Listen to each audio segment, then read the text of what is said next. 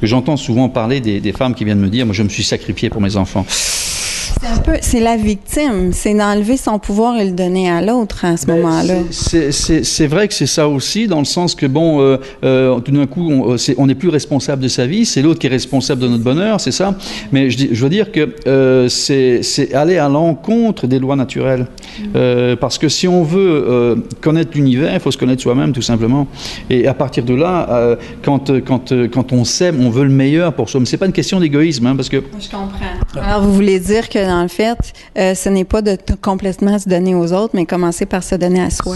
C'est la chose principale, parce qu'à partir du moment où on rayonne, qu'on est bien, ça fait du bien à tout le monde. Les gens vont dire, mais tiens, comment ça se fait qu'elle est bien, elle est souriante, elle est pétillante.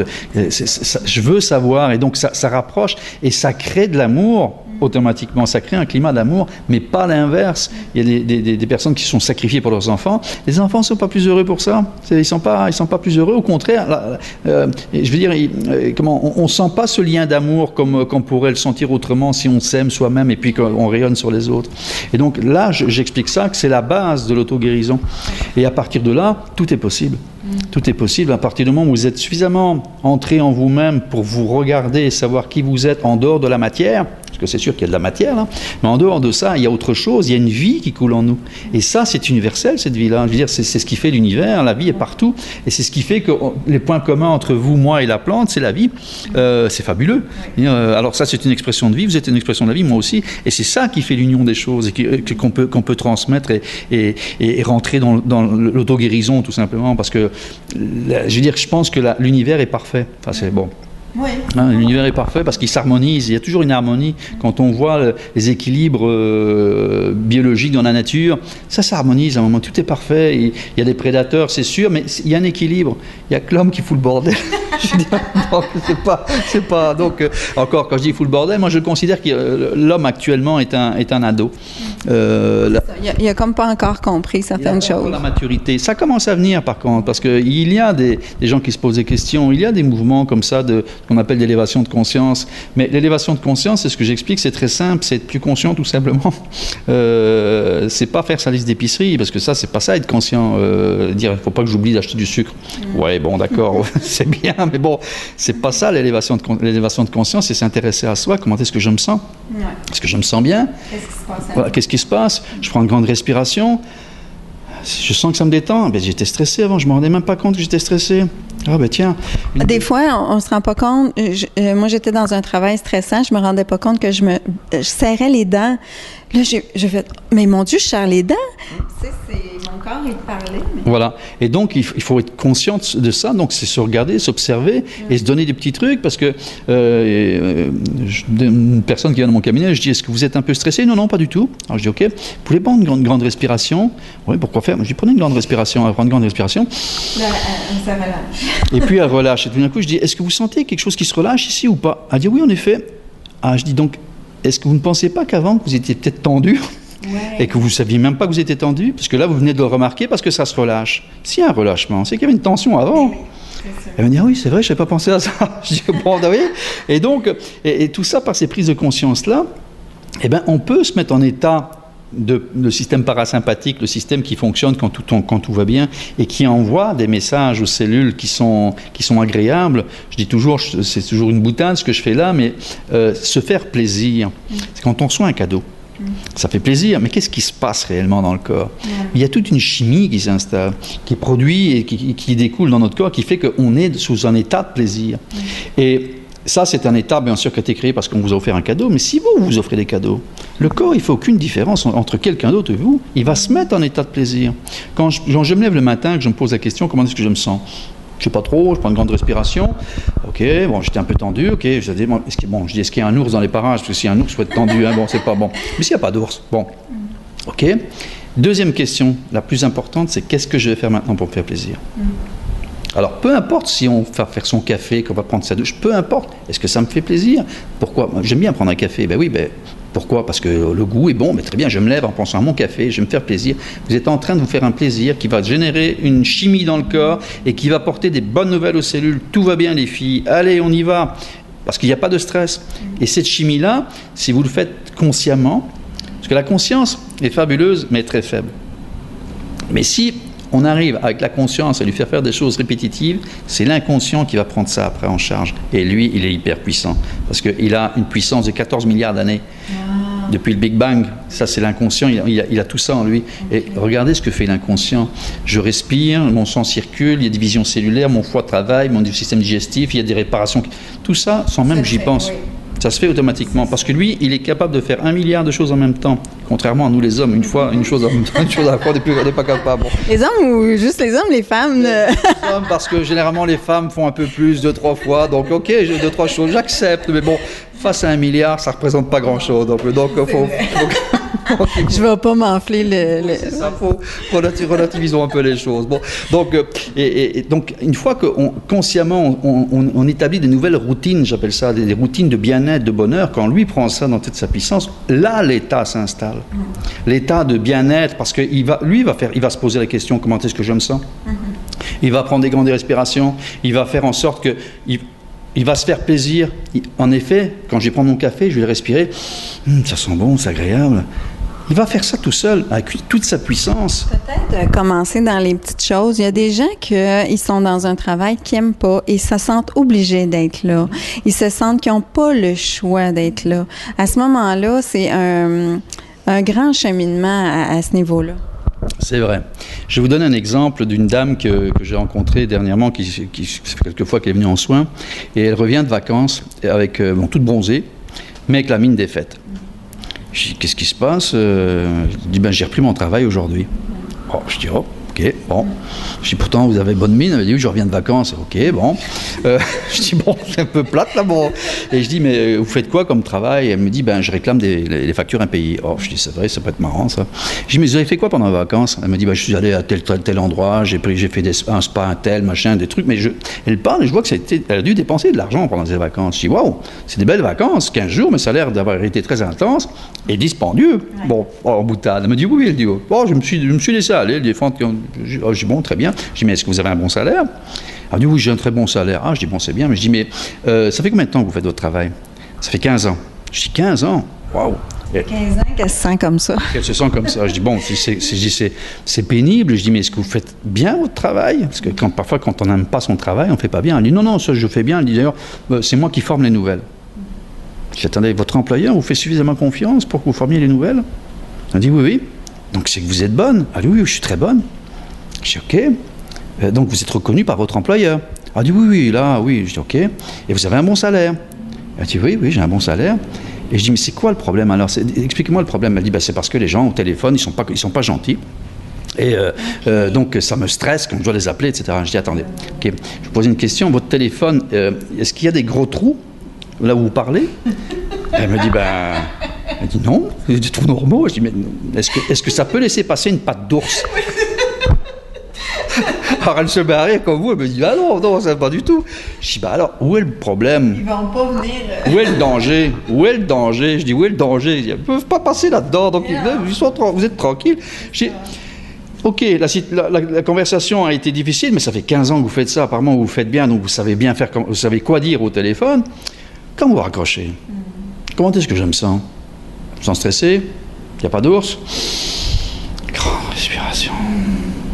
Et puis on passe au suivant.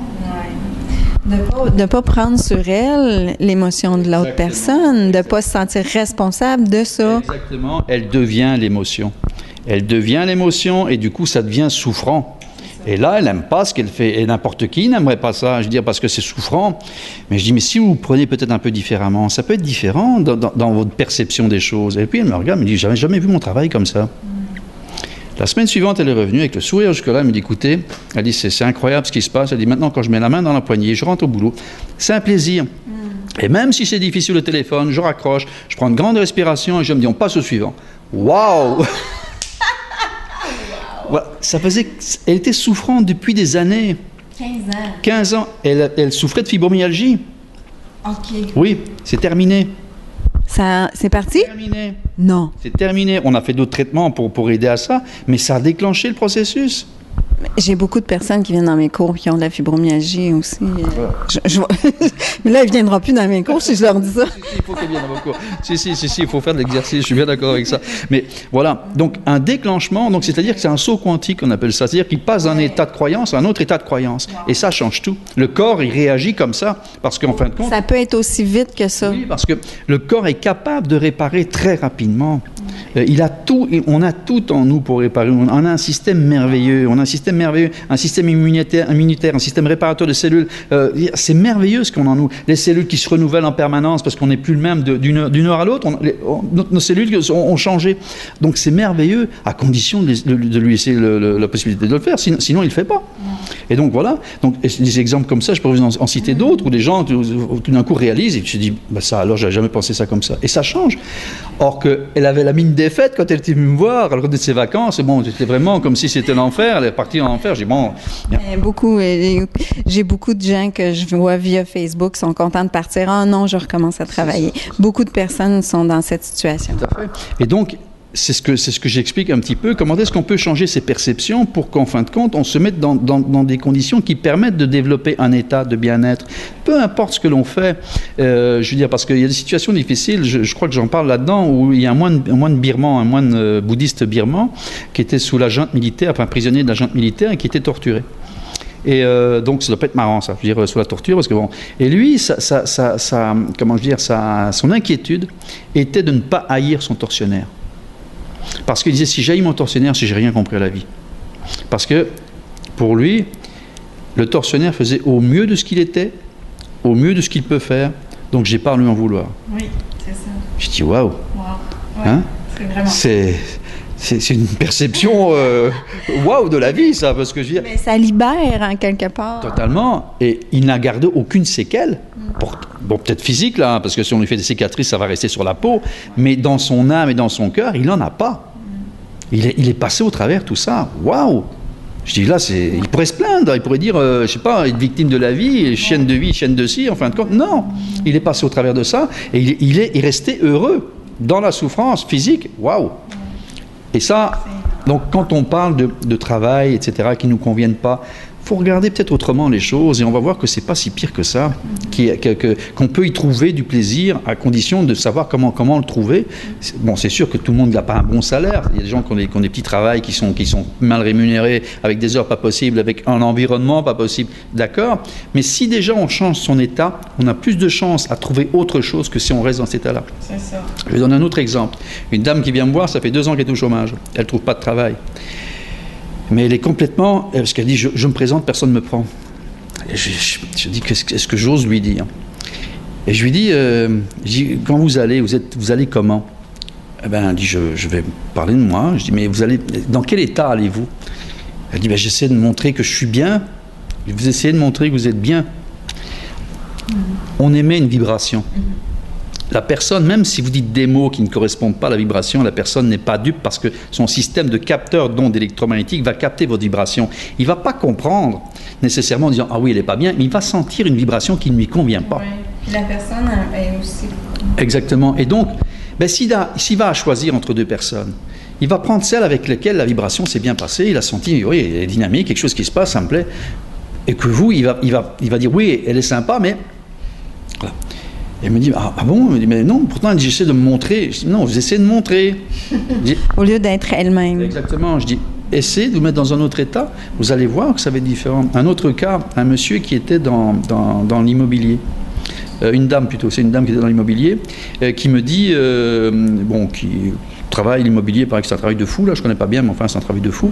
Et elle a arrêté, et elle était, comment on appelle ça, retraitée de fortune, enfin, le chômage. Non, indépendant de fortune, c'est-à-dire qu'elle avait suffisamment d'argent pour vivre. Ah, okay. À 45 ans. D'accord. C'est quand même pas mal.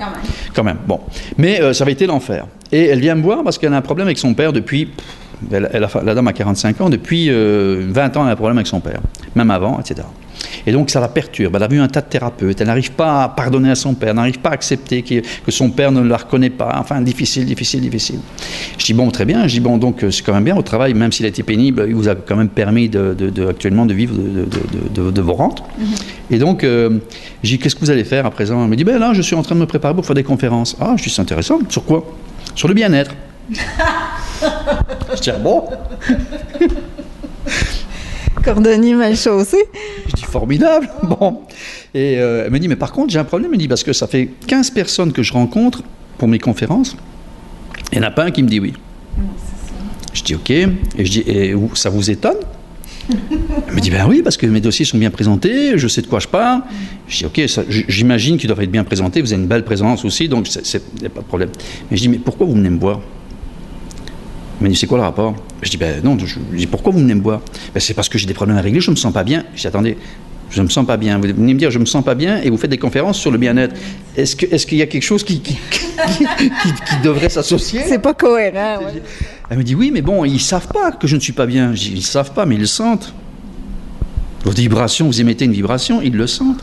Alors, même si votre texte est intéressant, mais si ce que j'appelle la gaine qui entoure, il y a une onde qui transporte l'information, il y a la gaine qui l'entoure et le message qui est à l'intérieur. Tout ça doit être en harmonie. Si la gaine ne correspond pas au message, la personne ne s'occupe pas du message, elle s'occupe de la gaine. Si par exemple, je ne vais pas le faire parce qu'à la caméra, ça arrive de faire un bon la caméra, mais si je vous dis « je t'aime », vous allez me croire? Non. Bon. Si maintenant je dis « je t'haïs », je ne croirais pas non plus. Voilà, exactement. Donc, ce qui veut dire que la gaine qui entoure le message a de l'importance, et pas nécessairement le message. Ouais. Parce que justement, dans les deux cas, je t'aime, on dit, s'il aime comme ça, bonjour. Et s'il haït comme ça, bon, ben écoute, on le prend. C'est pire que ça. C'est pire que ça, voilà. Donc, ça fait ça. Or, les gens ne se rendent pas compte. C'est que leur état vibratoire qu'ils émettent doit être en correspondance avec la gaine, avec le message, sinon ça ne marche pas. Donc, quand elle va se présenter pour sa conférence sur le bien-être et que ça ne marche pas. Mais c'est normal. Et elle l'a compris. Et là aussi, elle a fait un saut quantique, c'est dire, ah oui, c'est vrai, je n'avais pas pensé à ça. Et aujourd'hui, elle fait des conférences et ça marche, etc. Donc, tout ça, c'est juste une question de perception et ça, c'est d'épigénétique. Moi, je suis vraiment, je suis wow depuis tantôt parce que, ben, ça touche tout ce que j'apprends en ce moment, mais, tu sais, je m'attendais à ce qu'on parle juste d'énergétique avec les mains, hein. C'est peut-être ça que les gens pensent quand ils vont acheter le livre. Mais c'est sûr que mes soins, je les donne avec les mains, hein, ça c'est sûr. Et il y a toute une autre... Le corps va avec, et je dirais que, mais parfois, je me dis, on est tous un peu médiums, et parfois je m'étonne moi-même de ce que je dis, parce que je parle avec la... Vous avez des messages, des fois, pour les gens? J'ai des messages, mais je ne me rends pas compte que je l'ai dit. Et donc, on dirait qu'il y a une espèce de syntonisation qui se fait, de fréquence. Et puis, tout d'un coup, je dis quelque chose à la personne, elle me dit, et tout étonné. Et parfois, à la fois suivante, elle revient, vous m'avez dit ça, je ne m'en souviens pas. Je ne m'en souviens pas que je vous ai dit ça. Je vous ai dit ça. Je dis, bon, ok. Donc, disons que c'est un magnétisme élargi. C'est pas, bien sûr, il y a les mains, je travaille avec les mains, et quand je me mets à travailler, ça chauffe. Il y a quelque chose qui se passe, et les gens me disent, waouh, on sent l'énergie, c'est vrai, mais il y a tout mon corps, et je dirais que mes pensées, mon verbe, pour moi, tout est vibration. Tout doit agir quand je donne un soin, ou que je parle à quelqu'un, que j'essaie de l'aider. C'est tout moi qui agit. Et c'est pour ça que je dis que c'est du magnétisme épigénétique, parce qu'on travaille sur l'environnement global, pas que sur une chose. C'est pas uniquement, les mains qui... sur une partie du corps. C'est l'ensemble des choses. Et donc, c'est pour ça que je parle d'auto-guérison, parce qu'on travaille en globalité. C'est pour ça que je parle de santé globale aussi, parce qu'on travaille en globalité. C'est pas uniquement une chose. On est corps et esprit, tout est uni, et on est global. On ne peut pas traiter...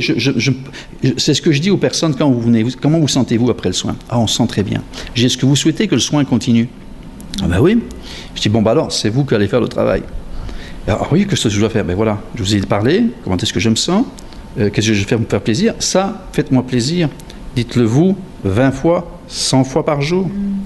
Continuez à faire ça. C'est là que le soin va continuer. Parce que moi, énergétiquement, oui, je peux débloquer des énergies. Mais si toutefois, il y a un pattern qui les ramène, je ne suis pas là quand ils vont revenir. Donc, c'est à vous à dire non, je vais changer ça et établir un autre pattern qui va me permettre de rester dans cet état-là.